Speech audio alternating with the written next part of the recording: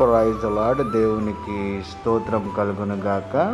June నెల 25వ తారీఖు 2026 నేటి దేవుని వాగ్దానమేమనగా, అంతటా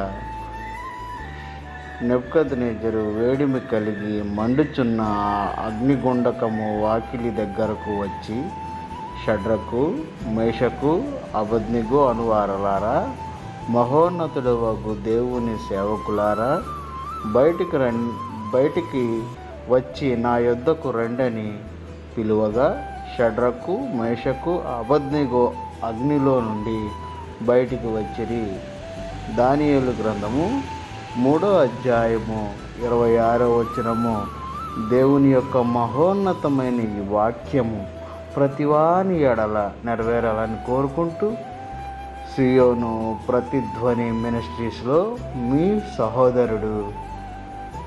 amen, amen, amen. Like, share, subscribe. Amen.